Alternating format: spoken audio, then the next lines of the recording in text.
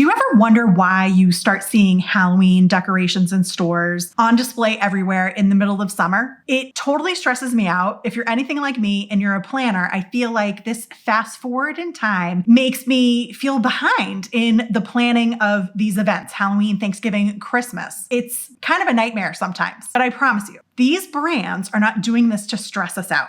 It's actually a very strategic marketing strategy. The earlier these items are available for sale, the longer sales window they have, which means more money in their pocket. This is especially true for dated products like specific holiday items and dated planners, which is why I'm talking about this today. So if you sell dated planners, be sure to continue watching because I'm going to explain to you how you can apply this strategy to your business. Let's dive in.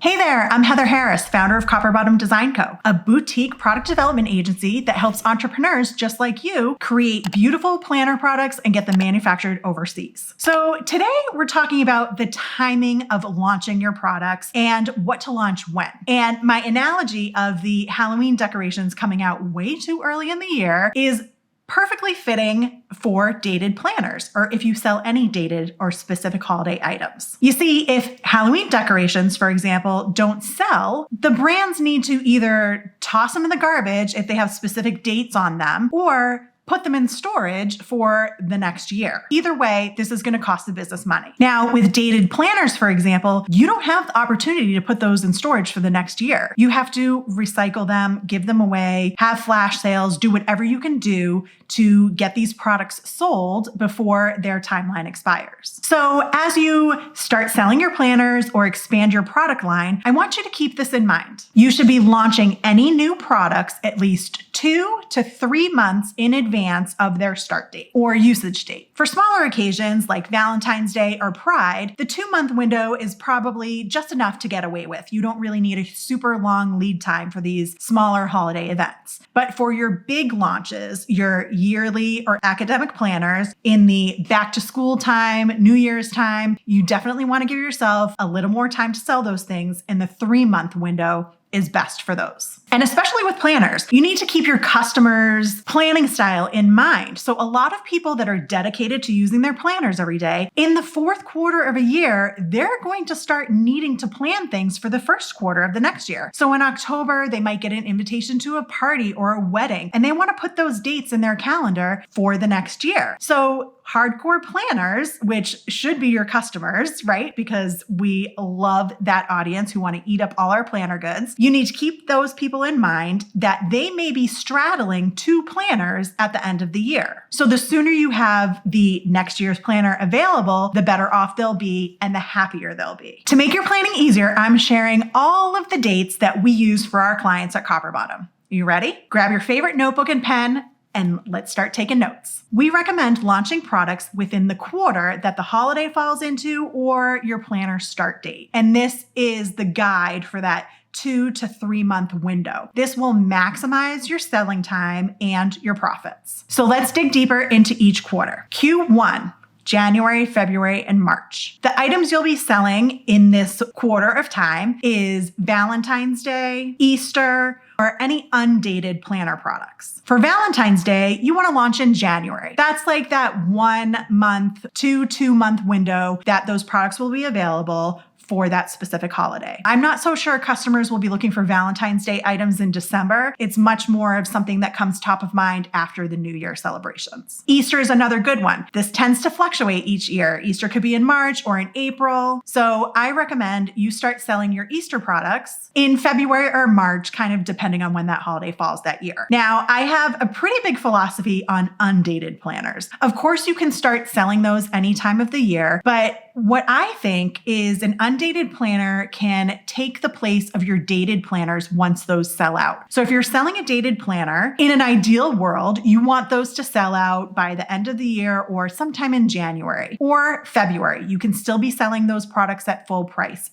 into February, I would say. So once your dated products go on sale or are sold out, if you're lucky, then you want to start selling your undated planners. This will bridge the gap between your sold out dated products and when the new dated product will come out. This is the perfect time frame for somebody to test out your planner style, the layout, see if they like it before they make the investment into the full dated product. So for Q1, we've got Valentine's Day. Start selling those products in January. Easter, you want to do February or March. And same with the undated planners. I would say February or March is a good time to launch those too. Moving on to Q2. Q2 is April, May, and June. The holidays that fall in here that are really good for the planner industry specifically are Teachers Appreciation. A lot of my customers or clients have teacher planners or even academic planners for back to school time. And Pride is another big thing that a lot of my clients like to make specific products for to embrace inclusivity and celebrate everybody in Pride Month in June. So Teachers Appreciation falls in the beginning of May. So I think you would want to start selling your teacher appreciation items in April. It's not such a huge holiday that's celebrated. It's a little smaller, kind of akin to the Valentine's Day holiday, but there's definitely a market for it. So start selling those items and talking about those items in April to give your customers maybe a month to buy those products. With Pride, likely you would want to launch that in May to give your customers a month to buy those products. You can also really promote them during the month of June because they'll tend to sell better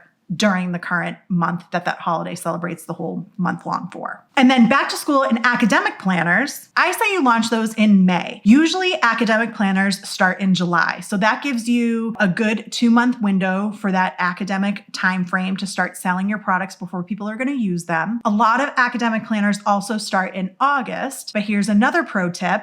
I suggest you start your academic planners in July. A lot of schools in the South start earlier than up north where I am in Massachusetts. We tend to start school in September, but down south, they can start in July or early August. So to capture that wide audience, I say you launch those back to school academic planner items in May. Okay, coming up on Q3. This is huge in the planner world because it's July, August, and September, and that's really when you want to start pushing your dated calendar year products for the next year. So Q3, we have Halloween, Thanksgiving, and time for the calendar year planners to go on sale. Halloween, again, smaller holiday, so I would maybe launch those items in September. And for Thanksgiving, the same thing. It's a little bit of a bigger window for the Thanksgiving holiday, but Thanksgiving is something that people really plan for. They usually have people over. They celebrate that holiday with a lot of friends and family. So if you're selling place cards or place mats or any sort of coloring activities for kids to do on the Thanksgiving holiday, I think people are definitely thinking about shopping for those items sooner rather than later. So September is a good date to sell those Thanksgiving items in. Likewise with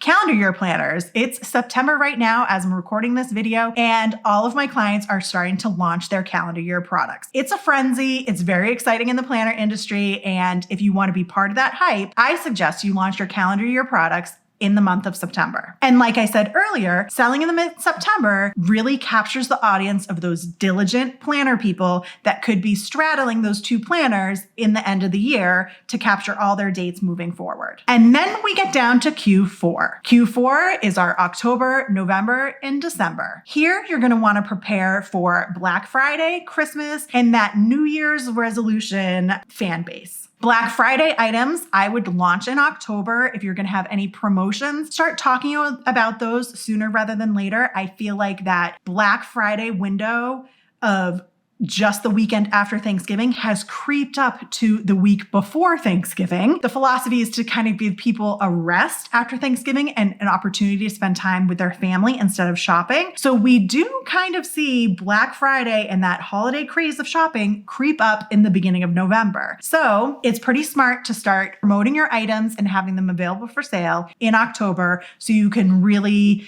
take advantage of a longer sales window and make the most profit you can. So Black Friday kind of encompasses those Christmas and Hanukkah items. If you have any gift ideas, you're definitely going to want to start promoting those in October after the hype of your calendar year planners has kind of died down a little bit. You're going to want to promote the holiday items. Now, that's not to say stop talking about your calendar year items because those yearly planners are amazing holiday gifts. Continue to talk about those after you've rolled them out in Q3 and then lump them in, maybe bundle things Here, I'm giving away extra secrets. Maybe bundle things to make those planners sell even more and make your customer's dollar go even further and entice them to buy more.